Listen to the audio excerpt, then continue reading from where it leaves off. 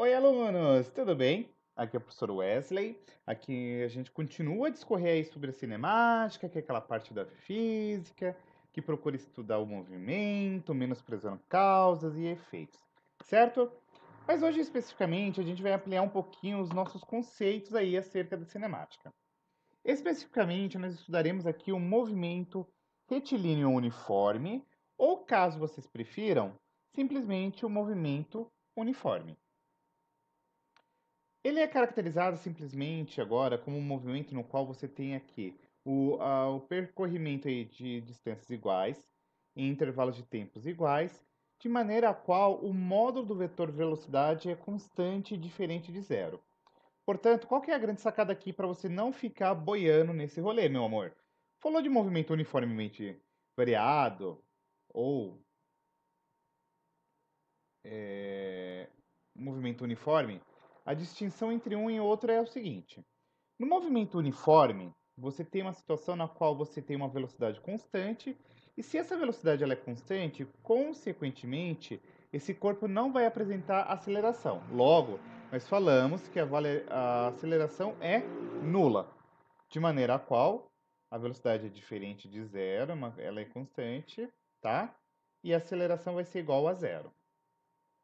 Dito isto, aí a gente ainda consegue classificar esse movimento uniforme como um movimento progressivo ou retrógrado. Então vamos lá. O movimento progressivo é aquele no qual a velocidade é maior do que zero. Então o corpo vai sempre se deslocar no sentido positivo da trajetória. E o retrógrado é aquele no qual você vai ter aqui uma velocidade menor do que zero. Então vai assumir valores negativos, tá? Simples assim. Movimento progressivo é aquele que a velocidade é maior do que zero, e retrógrado, a velocidade é menor do que zero.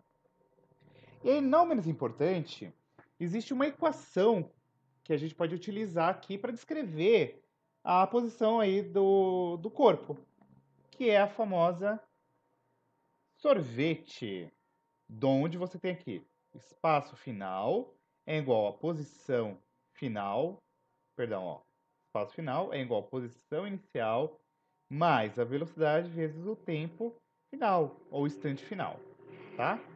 E aí você pode usar um memênico aqui para você não se perder. Sorvete ou sempre sonhei em verde, beleza? Sorvete ou sempre sonhei em verde, que é espaço final é igual ao espaço inicial mais a velocidade vezes o instante final. E aí, dito isto, o que a gente precisa saber de importante do movimento retilíneo uniforme? E aí você deve estar se falando, tá, pô, mas você falou movimento uniforme e agora você está falando retilíneo uniforme. A ideia aqui, pessoal, é o seguinte: retilíneo porque a gente está assumindo que o movimento está acontecendo numa reta, mas não necessariamente precisa ser numa reta, tá bom? O primeiro dado que é importante é o gráfico da velocidade vezes o tempo.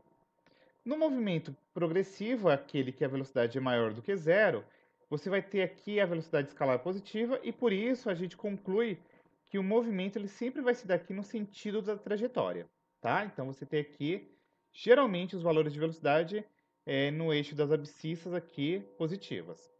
Já no movimento retrógrado, a gente vai assumir que a velocidade é negativa e, consequentemente, o movimento desse corpo está se dando ao sentido contrário da trajetória.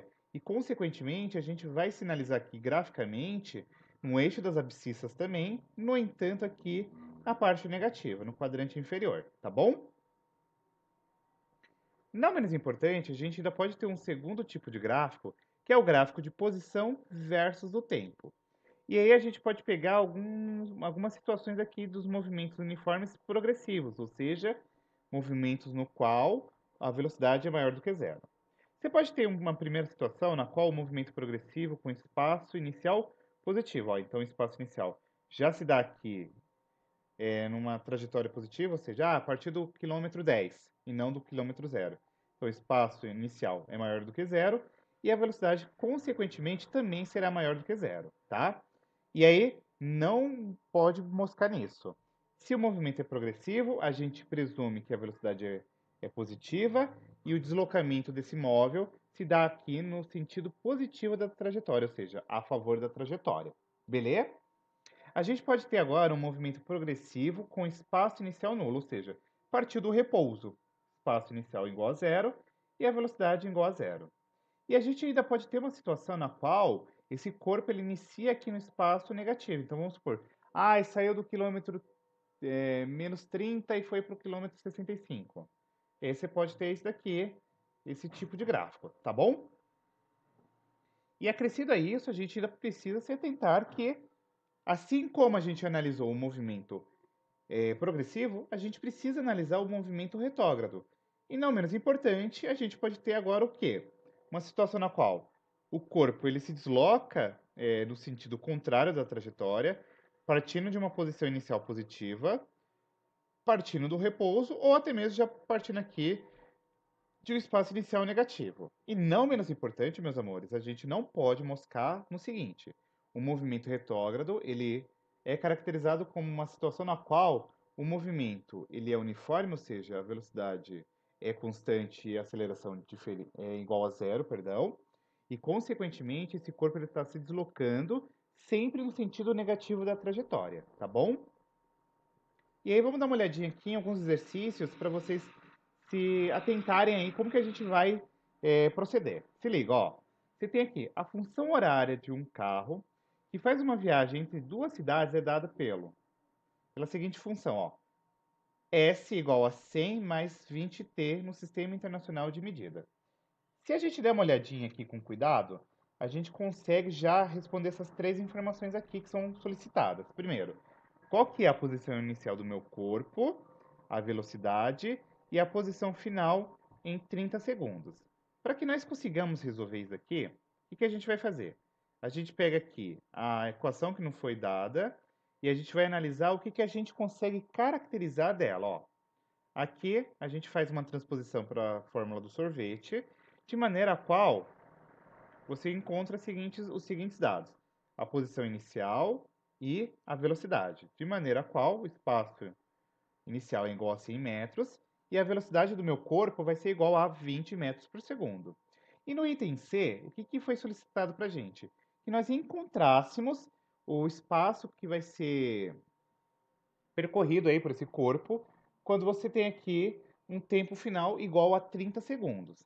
Diante disso, basta nós fazermos só uma simples modificação aqui no valor de t pelos 30 segundos. Então, 100 mais 20 vezes 30, de modo a qual você vai ter 100 mais 60 e aí mais 600, perdão, de forma que esse corpo em 30 segundos com essa função horária, ele percorre aqui cerca de 700 metros. Beleza? Por conseguinte, vamos dar uma olhadinha aqui também em algumas propriedades gráficas que usualmente pode acontecer aqui que vocês se esbarrarem. Vamos lá? Primeiro, a gente pode ter uma situação aqui na qual você tem um gráfico de velocidade versus o tempo, e a partir disso a gente pode solicitar algumas informações aí para vocês. Por exemplo, ó, se você der uma olhadinha aqui num gráfico de velocidade vezes o tempo, você consegue calcular aqui entre o tempo 1 e o tempo 2, o instante 1 e o instante 2, a variação de tempo, e entre aqui e aqui você consegue calcular a velocidade, certo? De maneira a qual a área aqui que você tem nesse retângulo, que é nada mais do que a base vezes a altura, a gente consegue encontrar a variação de espaço que foi aqui percorrido por esse corpo, tá? Ainda, ainda a gente pode ter uma situação na qual, ao invés de eu te apresentar um gráfico de velocidade versus o tempo, eu te apresente um gráfico de posição pelo tempo. E aqui a gente consegue também calcular algumas coisinhas a partir do gráfico. A gente pode aplicar aqui o conceito de tangente. A tangente, para quem não se lembra, ela é dada pelo cateto oposto pelo cateto adjacente. Logo, aqui, ó, entre o espaço origem e o espaço final, a gente tem a variação de espaço, que seria aqui o cateto oposto, e aqui entre o tempo zero e o tempo final, nós temos aqui o cateto adjacente. Então, coca, né, cateto oposto por cateto adjacente, aplicando aí essa definição de tangente, a gente consegue calcular a velocidade aí desse corpo, tá bom? E é isso, pessoal. Não tem muito segredo aqui sobre o movimento uniforme. As dicas que eu te dou de final é, primeiro, se atentar se o movimento ele é progressivo ou retrógrado, saber a equação horária aqui do movimento e você saber trabalhar aí com essas propriedades gráficas do movimento retilíneo uniforme, tá bom? É isso. Se você tiver curtido, dá o seu like, se inscreva e ativa o sininho de notificação, tá bom? Um super beijo e até a nossa próxima aula. Fui!